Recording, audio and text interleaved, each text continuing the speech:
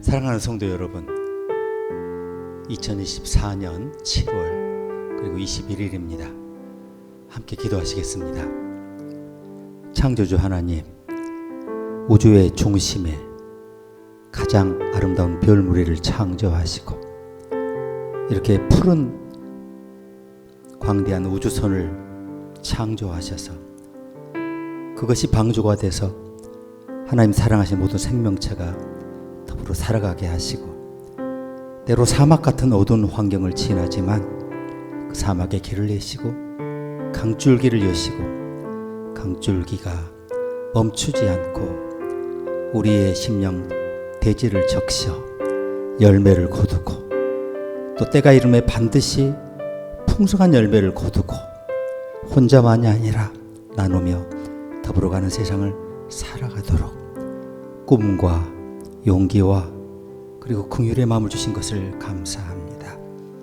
하나님 아버지, 우주를 접었다 폈다 하시며 시공간을 누리기도 하시고 줄기도 하시면서 저 블랙홀 끝자락에서 순식간에 우리에게 도달하실 수 있어서 우리가 필요로 할 때 반드시 너무 늦지 않게 나타나시는 하나님의 진실하심을 바라보면서 오늘 또 이 창조주 하나님께 감사와 영광을 올립니다. 이 한 주간을 살아갈 힘을 주시고 어려울 때 우리의 오른손이 되시며 요새가 되시며 방패가 되시며 하나님, 우리가 목마를 때 우리에게 생수를 공급하셔서 모든 순간에 하나님을 찬송하며 이 구부러진 오솔길을 걷게 하여 주옵소서. 언젠가 큰 길을 만나고 넓은 평야를 만나고 하나님의 광대하심에 푸른 초장에 도달할 것을 믿으며 계속해서 하나님 건강하여 하나님의 이름을 부르며 이 길을 걸어가게 하시옵소서. 예수님의 이름으로 기도합니다. 아멘.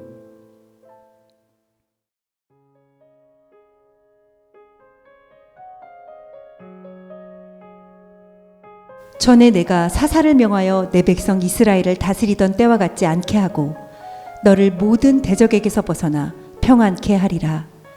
여호와가 또 내게 이르노니 여호와가 너를 위하여 집을 이루고 내 수완이 차서 내 조상들과 함께 잘 때에 내가 내 몸에서 날 자식을 내 뒤에 세워 그 나라를 견고케 하리라. 저는 내 이름을 위하여 집을 건축할 것이요 나는 그 나라 위를 영원히 견고케 하리라.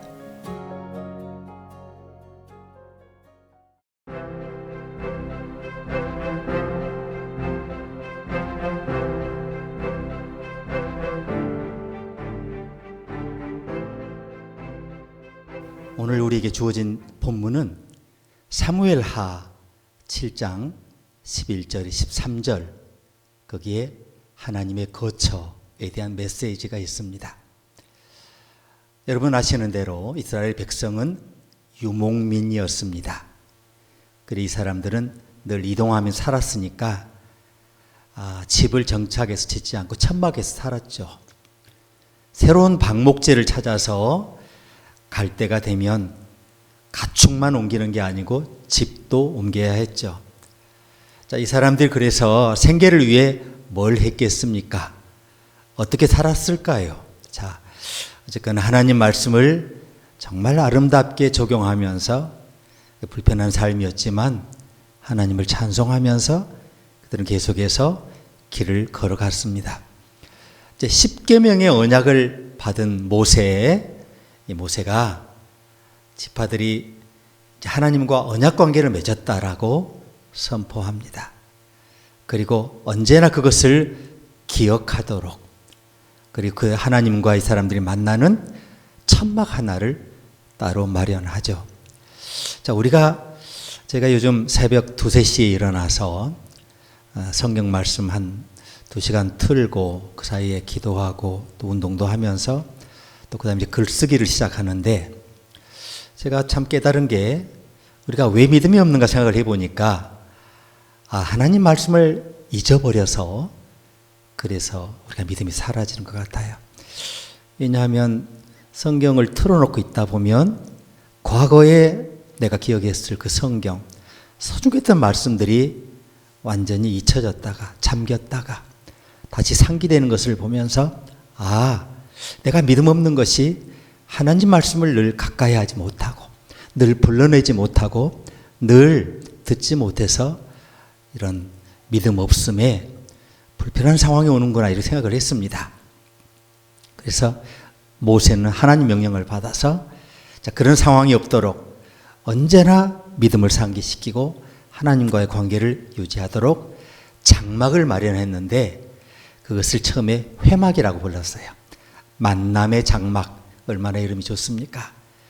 그리고 그 안에 하나님이 함께 하신다는 의미로 언약궤가 들어있었어요. 그것은 내가 거기서 너희와 만나고 내게 말하리라, 그런 의미입니다. 출애굽기 29장 42절을 보면 내가 거기서 이스라엘 자손을 만나리니 내 영광을 인하여 회막이 거룩하게 될지라, 이렇게 하나님이 친히 말씀하시는 걸 봐요. 자, 여기에 아주 초기, 정말 초기에 가장 원시적인 형태의 그런 성전의 모습이 있는 것을 우리가 성경에서 발견합니다. 자, 이제 시간이 지나면서 단지 이렇게 하나님과 인간의 만남, 여기 속에 의식이 자꾸 이제 추가되고 거기에 들어가는 성물이 추가되고 이제 시간이 지나면서 하나님 영광을 위한 회막을 성소라고 불러요. 사무엘 시대에는 성소가 여기저기 있었는데 그 당시 실로에 있던 성소가 제일 컸고 당시 제사장, 대제사장 엘리가 거기에 거했고 거기서 사무엘이 어려서 훈련을 받았죠. 자, 하나님이 거처 혹은 성막이로도 불린 성소가 여기저기 있었습니다.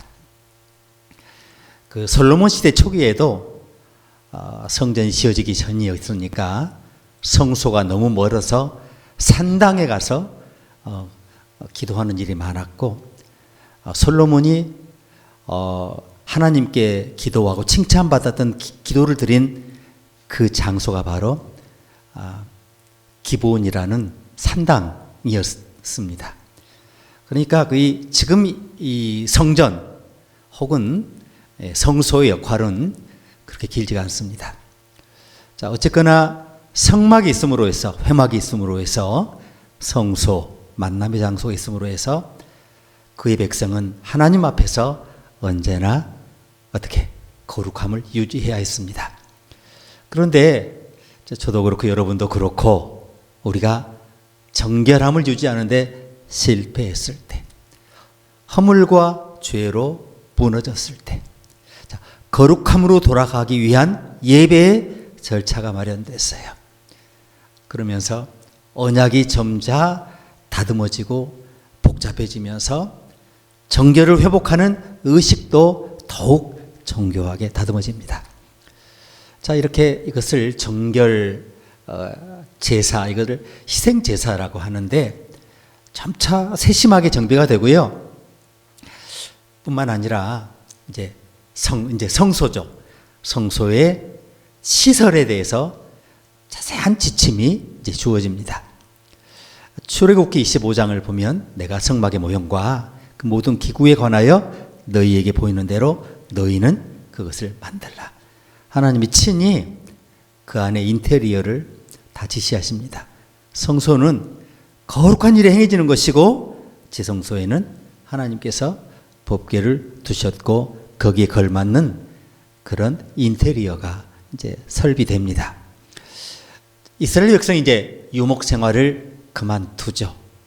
유목민이 아니에요. 이제 도시인이 됩니다. 가나안의 도시에 성에 정착을 하는데 가나안 사람들은 이스라엘 사람들보다 수백 년 전에 이미 도시를 이루고 사는 사람들이에요. 굉장한 분들이죠. 굉장한 사람들이죠. 자, 다윗은 하나님의 거처를 위한 영구적인 성전을 건축할 계획을 가지게 돼요. 가나안 사람들이 도시에 사는 것을 봤고 그것을 본받아서 예루살렘 성을 건축했고, 그래서 하나님도 도시에 살아야 한다, 하나님도 한 곳에 정착해야 하신다 하는 생각을 갖게 된 것 같아요. 그래서 선지자 나단을 찾아가요. 나는 백향목궁에 거하거늘 하나님의 교회는 휘장 가운데 있도다. 아직 장막으로 성수로 있는 것이 마음이 아팠다는 거죠. 다윗은 하나님의 명성에 걸맞는 웅장한 성전을 짓고 싶었어요. 자, 나단은 이 문제를 하나님께 가져가 답을 얻어요. 그리고 이제 다윗을 찾아가서 응답을 들려줍니다. 하나님은 자기 백성을 애굽의 노예에서 건져내신 이후 한 번도 그런 집에 거하신 적이 없어요. 하나님은 이동하시는, 움직이시는 하나님이셨죠. 이제 모든 변화가 그렇지 않습니까? 다윗이 이런 제안을 할 때 좀 의심스러운 부분, 그러니까 인간적인 부분이 많았던 것 같아요. 자, 이렇게 시련과 이런 불확실성의 시대에 그동안 하나님 충분했어요. 하나님의 성소, 성막으로 하나님께서 충분히 우리에게 임재하시고 공급하시고 역사하시고 인도하셨어요. 근데 왜 하필 다윗의 시기에 하나님의 그런 거주 방식이 못마땅하다는 겁니까? 불충분하다는 거죠.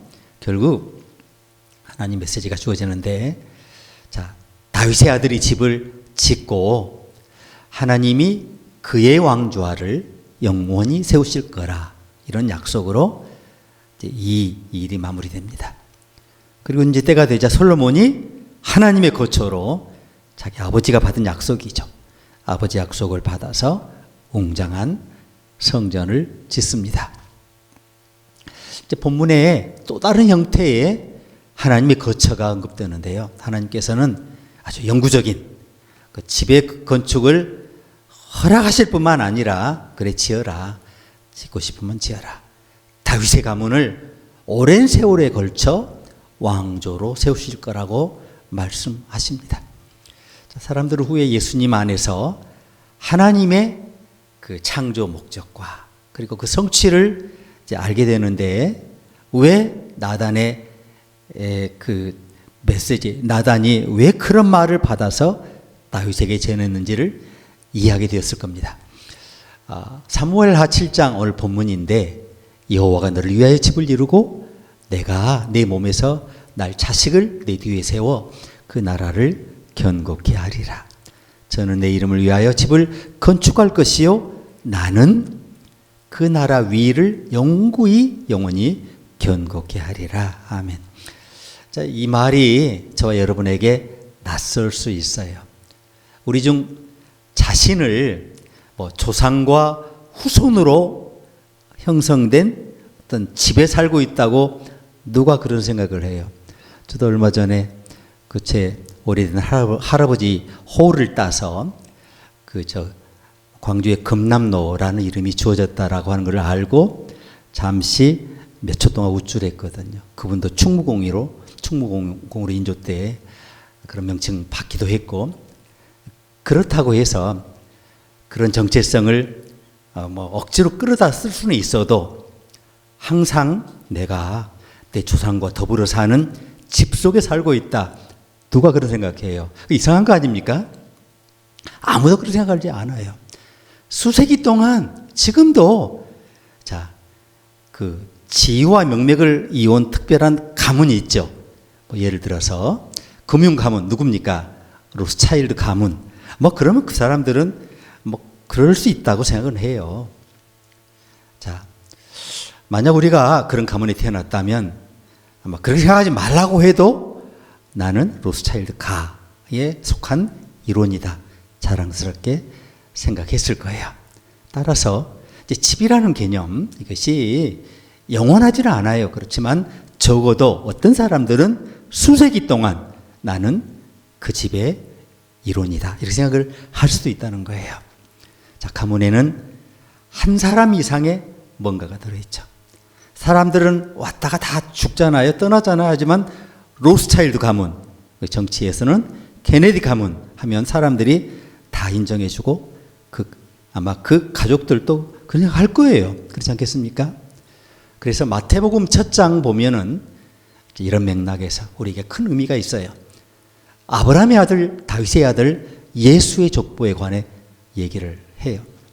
자, 이스라엘 역사를 통틀어서 하나님은 다윗의 후손들 가운데 임재하셨어요. 그리고 예수님의 인격 가운데 특별한 방식으로 그분의 목적을 수행하십니다. 자, 이분에 대해서 하나님 말씀이 우리 가운데 거하심에라는 말로 명료히 설명하시죠. 하나님은 무슨 말이냐면 천막이나 성전이나 그런 가문에 거하시는 게 아니라 나사렛 예수라는 한 사람으로 우리와 함께 거하시러 오신 거예요. 창조주 하나님께서 예수라는 인간의 육신을 입고 이 땅에 속신하셨어요. 여러분과 저를 너무나 사랑하셔서 영구히 함께 거하시기 위해, 그리고 그 아들 예수가 오시고 성령이 그분의 말씀을 생각나게 하시고 그분이 하신 말씀을 다 완벽히 전달해 주시면서 그분과 커뮤니케이션이 회복이 되고, 그러면서 우리가 죽기도 전에 영생의 관계가 시작됐어요. 예수님은 종종 다윗의 아들이라고 불리잖아요. 그 마태복음 9장 보면 두 명인이 다가와서 다윗의 자손이여 우리를 불쌍히 여기소서 하고 막 둘이 합창하지 않습니까? 예수님이 예루살렘에 입성하시자 사람들이 뭐라고 얘기해요? 다윗의 자손이여 호산나 이렇게 외쳤거든요. 그리고 예수님 자신도 더 이상 공식적인 거처가 필요 없다. 하나님은 더 이상 그런 성막 성전이 필요 없다라고 말씀하세요. 자, 그래서 하나님의 성전을 헐고 사흘 안에 다시 지을 수 있다라고까지 말씀하세요. 그리고 사내들인 유대인들 자치회지만 그 사람들끼리는 뭐 강제권이 있었어요.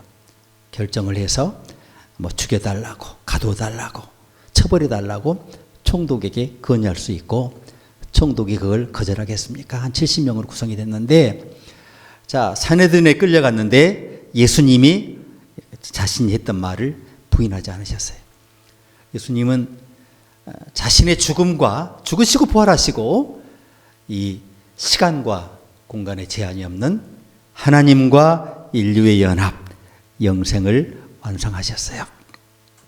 이로써 우리가 그리스도 안에 있다는 것이 지속적으로 여러분, 그리고 또 저와 여러분의 관계가 있지 않습니까? 함께 예수님과 더불어 하나님의 거처를 이루어간다는 사실을 알게 돼요. 그리고 그것이 궁극적인 완성의 형태가 그리스도의 몸인데, 건축주가 누구냐 하면 성령이세요. 성령은 우주 만물을 창조하신 분이잖아요. 하나님께서 말씀이신 그 아들 안에서 성령의 능력을 통해 세상을 창조하셨고요. 지금은 우리의 그리스도의 몸을 만들어가고 계시고, 그리고 저와 여러분을 변화시켜 가시는데 새 창조잖아요. 성령께서 하시는 일이죠. 자, 바울이 예수님의 이 말씀을 이어받아서 확장을 하죠. 고린도전서 3장 16절 보면 여러분이 하나님의 성전이며 하나님의 영이 여러분 안에 거하시는 것을 알지 못합니까? 이렇게 물어요. 하나님의 성전은 거룩하고 여러분이 바로 그 성전입니다 라고 명료하게 얘기합니다. 자, 몸이 하나님의 성전인 것과 마찬가지로 그리스도 안에서 같은 생각을 가진 여러분과 저가 이렇게 온라인으로 모인 공동체도 마찬가지예요. 자, 하나님은 우리 공동체와 함께 온 인류와 더불어 지금 현존하십니다. 자, 그분이 거하실 때, 주님이 거하실 때 여러분과 저의 몸은 그리스도 예수 안에서 새 언약에 대한 예배와 봉사를 위해서 구별된 거룩한 거처가 되는구나, 이걸 알게 돼요. 그분이 거하시니까 거룩해졌어요. 그리고 새 창조가 이루어지고 있어요. 공급이 이루어지고 있어요. 하나님의 일은 능치 못함이 없는 것이고, 그래서 계속해서 역사가 쓰여지고 있어요. 성경은 어마어마한 비전으로 끝이 나죠. 하나님 모든 목적이 그 안에서 성취될 때가 있는데, 자, 성 안에 성전을 내가 보지 못하였으니 이는 주 하나님 곧 전능하신 이와 및 어린 양이 그 성전임이라고 요한계시록 21장 22절에 말해요. 무슨 말입니까? 새 예루살렘에는 성전이 없어요. 우리는 하나님과 그리스도 안에 있는 것으로 성전 안에 있는 효과를 누려요. 더 이상 예배당이 필요 없는 세상이 온다는 겁니다. 이것을 이해하기까지 참 오랜 시간이 걸렸어요. 중세는 도시마다 대성당이 있지 않습니까? 그 대성당이 뭐냐면 그 방향이 전부 다 예루살렘이에요. 그 대성당은 전부 요한계시록에 나오는 새 예루살렘을 지상에 묘사한 겁니다. 중세는 그래서 새 예루살렘의 그 성전을 지상에 구현하는 것으로 하나님 우리와 함께 계신다는 것을 표현하고 싶었어요. 1000년 동안. 자, 그래서 거기에 드나드는 모든 사람들은 천국 생활을 시작했다는 거예요. 그러나 중세 사람들은 이 세상의 새 예루살렘을 보면서 영원한 새 예루살렘을 기다렸어야 했습니다. 왜냐하면 그게 완벽하지 않았고 일시적이었으니까. 그 유진 케네디가 지은 인간이 되기 위한 시간이라는 책 보니까 우리 삶에서 기다림이 사라진다면 우리가 무엇을 놓치게 될까? 이런 질문으로 책을 시작하는데요. 그러면 이런 예를 들어요. 진정한 연인의 삶에는 기다림이 있다는 거예요. 근데 그 기다림이 신비라는 거예요. 우리가 너무 조급해서 얄팍한 욕망에 너무 열중해서 기다리지 못했다면 어떻게 됐을까? 어쩌면 여러분과 저 가운데 상당히 많은 사람들이 이 세상에 존재하지 않았을지 몰라요. 하나님의 기다림은 예상치 못한 방식으로 끝났습니다. 나사렛 예수 안에서 하나님은 그의 백성을 방문하시고 구원하셨어요. 교리적인 용어로 구속하셨다고 하죠. 하나님이 인류와 함께 거하실 초소를 하나님의 아들 예수 안에 두셨고 그 안에서 하나님이 우리와 함께 장막을 치고 계십니다. 육신의 장막을 입고 성육신하신 하나님께서 이제 부활하셔서 영으로 우리 가운데 거하십니다. 그래서 그는 그리스도의 영이라고 불리고 그는 자발적으로 독자적인 말을 하지 않으세요. 들은 것만 얘기하세요. 철저히 그 예수 그리스도의 영이신 거죠. 그래서 성령 때문에 그 우리 안에 그분의 은혜와 진리가 그분의 말씀을 들을 때 충만하게 피어오르고 우리는 하늘의 평화와 기쁨을 누리게 되는 거예요.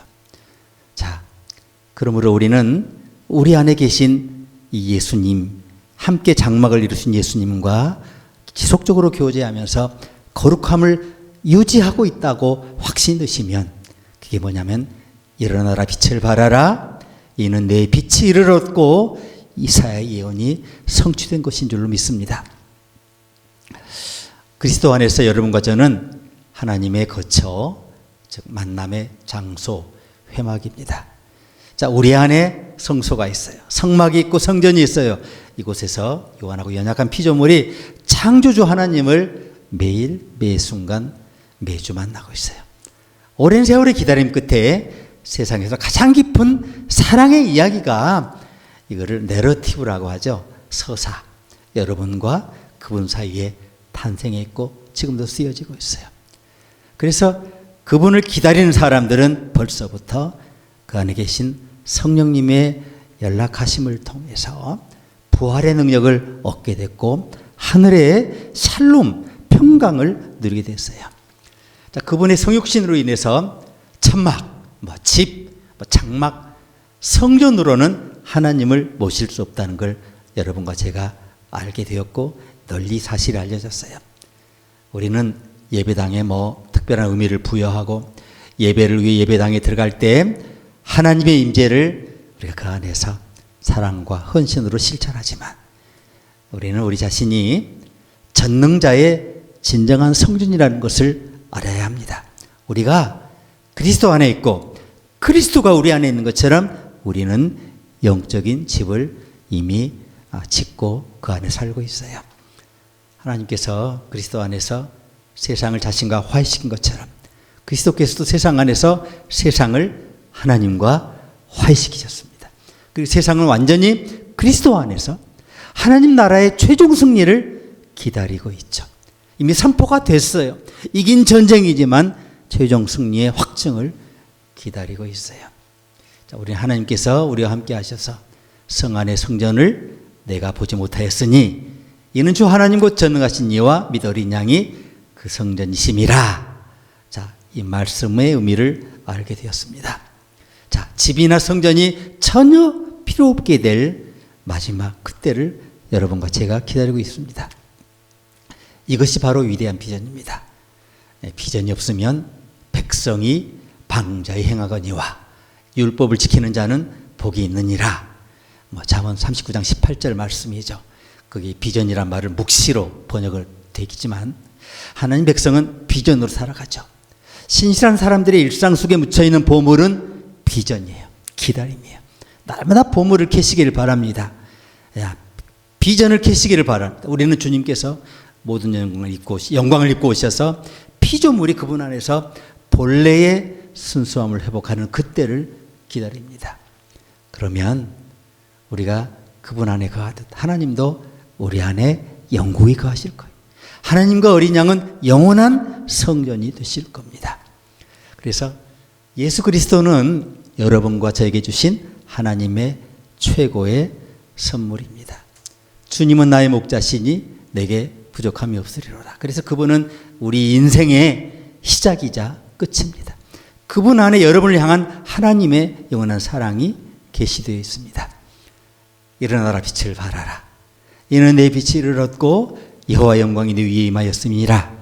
보라, 어둠이 땅을 덮을 것이며 캄캄함이 만민을 가리우려니와 오직 여호와께서 내 위에 임하실 것이며 그 영광이 내 위에 나타나리니 열방은 내 빛으로 열왕은 비치는 내 광명으로 나오리라. 내 눈을 들어 사면을 보라. 무리가 다 모여 내게로 오느니라. 내 아들들은 원방에서 오겠고 내 딸들은 안기 올 것이라. 아멘. 자, 그래서 우리는 영원하신 빛이신 그분 안에서 지금 비록 모든 잡초들을 헤치며 오솔길을 걷고 있지만 언젠가 큰 길을 만나게 될 겁니다. 잠시 사막을 지나지만 다 마른 건 아니잖아요. 사막에 하나님 길을 내고 계시잖아요. 길을 만들 수 없으면 구름 기둥, 불 기둥으로 길을 비추시잖아요. 사막에서 강줄기를 터뜨리시고 생수를 공급하시잖아요. 이렇게 편안한 오솔길입니다. 주님과 동행하니까 걷다 보면 언젠가 큰 길을 만나고 대로를 만나고 큰 강을 만나고 큰 바다를 만나고 물이 바다를 덮음같이 하나님의 영광과 기쁨과 하나님의 완성의 그 충만함이 온 세상을 휘감는 아름다운 완전한 세상을 보게 되실 줄로 믿습니다.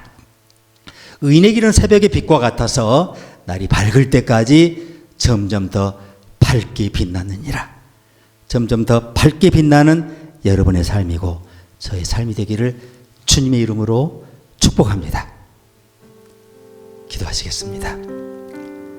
하나님, 오늘도 어둠 안에 있는 저희에게 영원한 빛을 비추시고 또한 내 빛을 비추셔서 우리가 어느 순간에도 빛으로 걷고 빛으로 나타나고 빛으로 살아가게 하신 것을 감사합니다.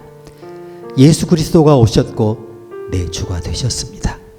그러므로 우리는 다시는 돌아갈 수 없는 어둠의 자식이고 우리는 빛의 자녀며 하나님의 자녀며 하나님을 아빠라 부르는 친근한 자녀며 하늘의 영광 상속자가 되었으니 다가오는 한 주간도 부활하셔서 죽음 권세에 파쇄하시고 그 능력을 친히 보여주신 부활의 능력으로 우리가 직면한 모든 도전 앞에서 하나님의 자녀로 나타나고 하나님의 자녀됨을 보일 수 있도록 우리의 걸음과 동행하시며 축복하여 주시옵소서.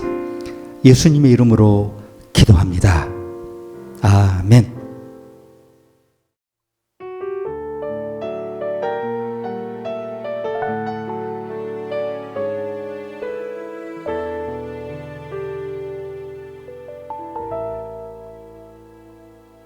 나의 갈 길이 멀고 어둠 깊을 때 주의 빛 비추사 인도하시네. 선하신 그 목소리 내 귓가에 들리니 내 삶이 주의 손에 붙들립니다.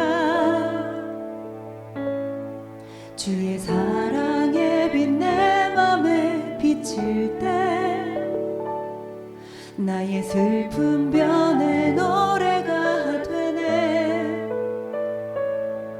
거친 풍랑 속에도 그 믿음 주시니 내 영이 주의 나라 바라봅니다.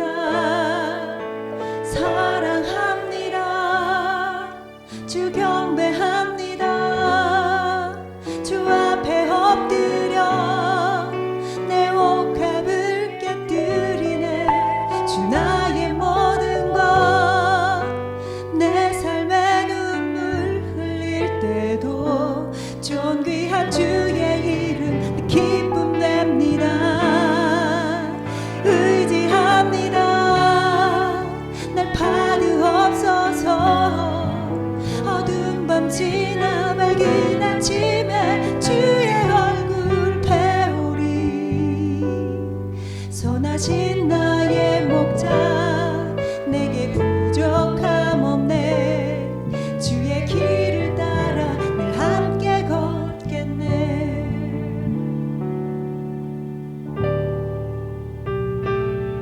주의 사랑의 빛 내 맘에 비칠 때 나의 슬픈 변에 노래가 되네. 거친 풍랑 속에도 그 믿음 주시니 내 영이 주의 나라 바라봅니다. 사랑합니다. 주 경배합니다. 주 앞에 엎드려 내 옥합을 깨뜨리네. 주 나의 모든 것 내 삶의 눈물 흘릴 때도 존귀한 주의 이름 기쁨 냅니다. 의지합니다. 날 받으옵소서.